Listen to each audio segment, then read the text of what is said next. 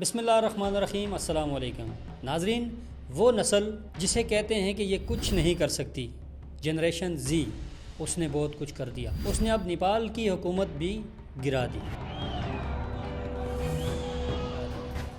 ناظرین، نیپال کے وزیراعظم کے پی شرما اولی کو بھی استعفیٰ دینا پڑا اور احتجاج اتنے شدید ہوئے کہ وزیراعظم کی رہائش گاہ کو بھی آگ لگا دی گئی اور پارلیمنٹ بھی آگ کی لپیٹ میں ہے، اور ان کے وزیر خزانہ کو مظاہرین نے سڑکوں پر جوتوں سے مارا۔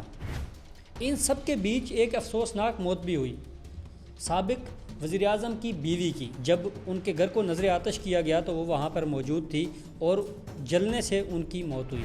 ناظرین، یہاں پہ سوال پیدا ہوتا ہے کہ یہ غصہ آخر آیا کہاں سے؟ کیا یہ سوشل میڈیا پر پابندی کا نتیجہ تھا؟ دوستو، اس کا جواب ہے نہیں۔ ان مظاہروں کے کئی محرکات تھے۔ آئیے اس ویڈیو میں اس کو تفصیل سے سمجھنے کی کوشش کرتے ہیں۔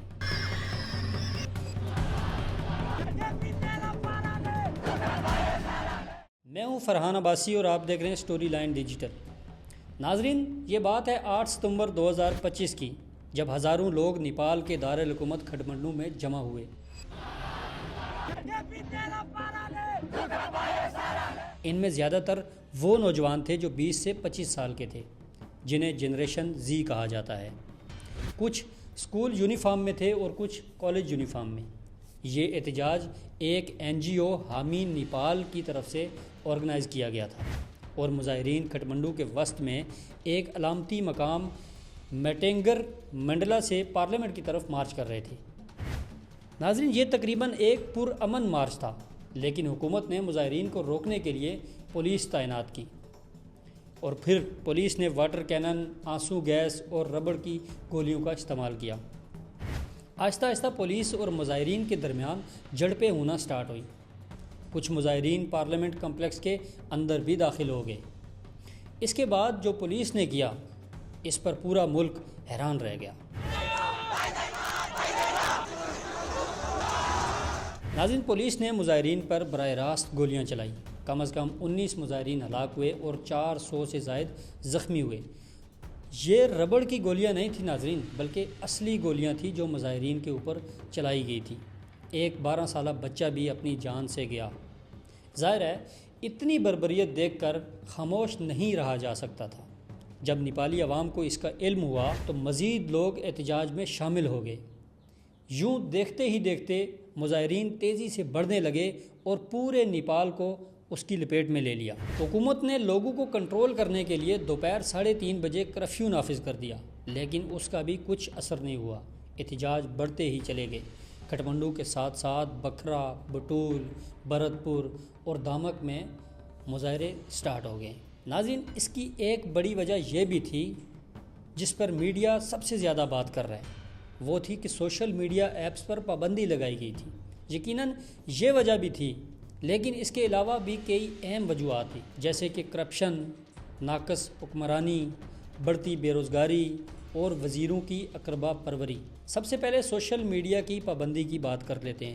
ناظرین، نومبر 2023 میں سوشل میڈیا کمپنیوں کو یہ حکم دیا گیا تھا کہ وہ نیپال کی وزارت مواصلات میں اپنی رجسٹریشن کروائیں اور مقامی دفاتر کھولیں۔ نیپالی حکومت کا یہ کہنا تھا کہ اس سے نفرت انگیز تقاریر، جعلی خبریں، فراڈ اور سائبر کرائم کو روکا جا سکے گا۔ اس پر حکومت نے 5 عوامی نوٹسز بھی جاری کیے تھے، لیکن 5 ایپس کے علاوہ کوئی بڑی سوشل میڈیا کمپنی رجسٹرڈ نہیں ہوئی تھی۔ جنہوں نے رجسٹریشن کی تھی ان میں سے صرف ایک بڑا نام تھا ٹک ٹاک کا۔ دوسری جانب نیپال کی سپریم کورٹ نے غیر رجسٹرڈ سوشل میڈیا ایپس پر پابندی کی بھی اجازت دے دی۔ پھر اسی سال 28 اگست کو حکومت نے تمام سوشل میڈیا پلیٹ فارمز کو ستمبر تک رجسٹریشن کرنے کا حکم دیا۔ چنانچہ 26 سوشل میڈیا پلیٹ فارم پر پابندی لگا دی گئی۔ ان میں Facebook, Instagram, WhatsApp, YouTube, Snapchat اور ٹویٹر شامل تھے۔ تقریباً ہر بڑا پلیٹ فارم بند کر دیا گیا تھا سوائے ٹک ٹاک کے۔ ناظرین، مظاہرین کا یہ بھی دعویٰ ہے کہ حکومت نے ایسا اس لیے کیا کہ تاکہ سوشل میڈیا پر کنٹرول حاصل کیا جا سکے اور لوگوں کی آواز کو دبایا جا سکے۔ And by the government extremely, it is against our freedom of speech, and they want to control us just like a dictator. ناظرین حقیقت یہ ہے کہ سوشل میڈیا پر کئی ویڈیوز وائرل ہو رہی تھی جو حکومت میں کرپشن اور اقربا پروری کو بے نقاب کر رہی تھی. وزیروں کے بچوں کی عیش و عشرت بھری زندگی سب کے سامنے آ رہی تھی. اصل میں نیپال کے نوجوان کرپشن، بے روزگاری اور معاشی ناہمواری پر سخت ناراض تھے. 2024 میں نیپال میں نوجوانوں کی بے روزگاری کی جو شرح تھی وہ 20% تھی.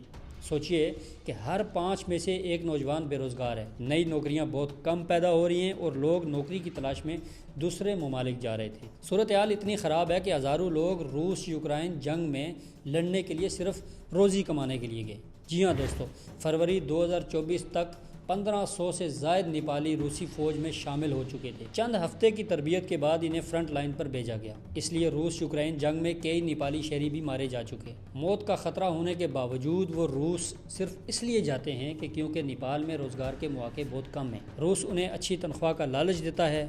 کچھ لوگ کہتے ہیں کہ بونس سمیت انہیں ماہانہ $4000 ملتے ہیں، یعنی 5 لاکھ نیپالی روپے سے بھی زیادہ. ناظرین، کاش نیپالی سیاستدان اس صورتحال میں تھوڑا ہمدردی دکھاتے تو شاید حالات اتنے نہ بگڑتے، لیکن انہوں نے اس کے بالکل برعکس کیا. سیاستدانوں کے بیٹے اپنی پرتعیش زندگی کو سوشل میڈیا پر دکھانے لگے. ایک طرف سیاستدانوں کے بچے عیش و عشرت بھری زندگی کی تصویر، غیر ملکی دورے، مہنگی اشیاء دکھا رہے ہیں. لوگوں نے جب یہ تضاد سوشل میڈیا پر دیکھا تو اس پر بات کرنا شروع کر دی.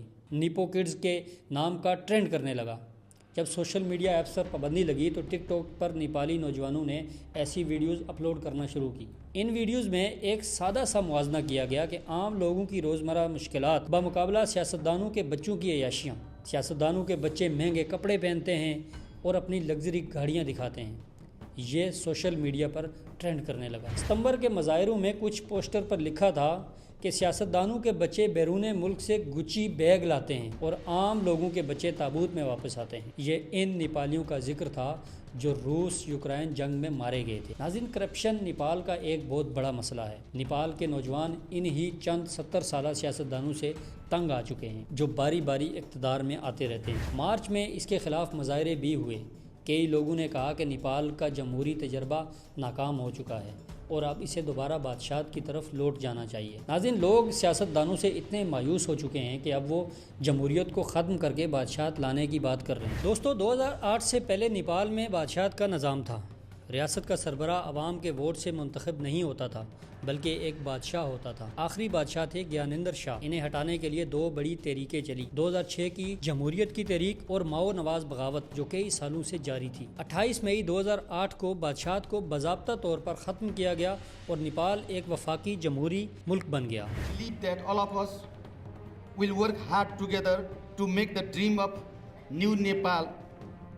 ہمیں یقین ہے کہ ہم سب محنت سے کام کریں گے تاکہ نئے نیپال کا خواب پورا ہو سکے. یہ اس وقت کے الفاظ تھے. اب 17 سال گزر چکے ہیں اور ان 17 سالوں میں نیپال کی حکومت 13 بار بدلی ہے.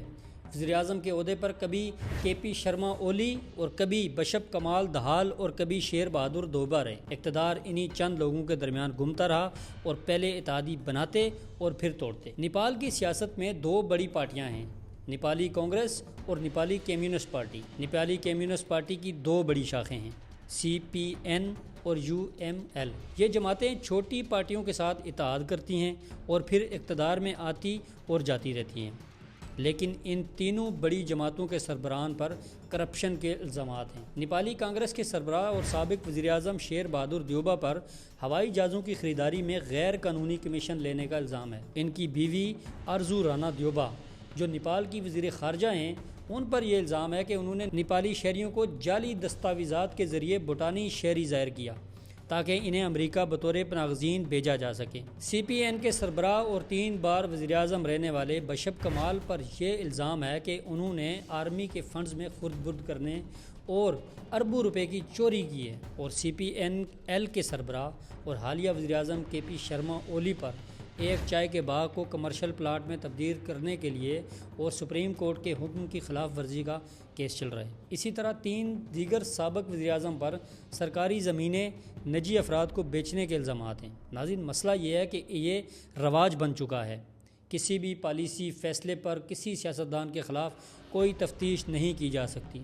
یہ قانون ان بدعنوان سیاستدانوں کو کھلی آزادی دے دیتا ہے، جو چاہیں کریں، انہیں کوئی روکنے والا نہیں۔ دوست اب ذرا تصور کریں کہ ایسی صورتحال میں جب ملک میں عدم مساوات، بے روزگاری، کرپشن اور اقربا پروری ہو اور حکومت اس پر قابو کرنے کے بجائے سوشل میڈیا پر پابندی لگائے اور عوام کا غصہ آخر کب تک قابو میں رہتا؟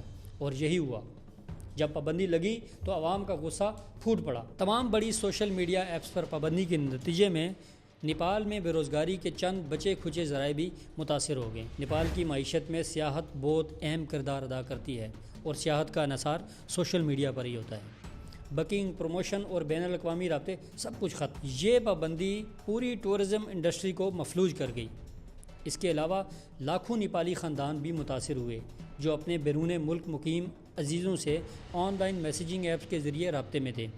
ایک اندازے کے مطابق نیپال کے 70 لاکھ سے زائد شہری نوکری یا تعلیم کے لیے بیرون ملک میں رہتے ہیں۔ دوستو یہی سب وجوہات اس احتجاج کو مزید بھڑکانے کا باعث بنی، اور پھر جب لوگ پرامن احتجاج کے لیے سڑکوں پر نکلے تو نیپالی حکومت نے آمرانہ طرز عمل اختیار کیا۔ نہ صرف مظاہرین کو روکنے کی کوشش کی بلکہ ان پر فائرنگ بھی کی۔ اپنے فیصلے کا دفاع کرنے کے لیے حکومت نے پرانی حکمت عملی استعمال کی، قوم پرستی کی، جو اکثر حکومتیں اپنے اوپر تنقید دبانے کے لیے استعمال کرتی ہیں۔ ان کے وزیر اعظم نے یہ کہا تھا کہ میں غرور کے سامنے سر نہیں جھکاؤں گا اور ایسی کوئی بات قبول نہیں کروں گا جو قومی مفاد کے خلاف ہو۔ لیکن آخرکار حکومت کو عوام کے سامنے جھکنا ہی پڑا۔ پہلے تو وزیر داخلہ نے اخلاقی بنیادوں پر استعفیٰ دیا اور سوشل میڈیا ایپس پر لگائی گئی پابندی ہٹا دی، مگر مظاہرین کا غصہ پھر بھی ٹھنڈا نہیں ہوا۔ وزیر اعظم، صدر، حتیٰ کہ اپوزیشن لیڈر کی رہائش گاہوں کو بھی آگ لگا دی گئی۔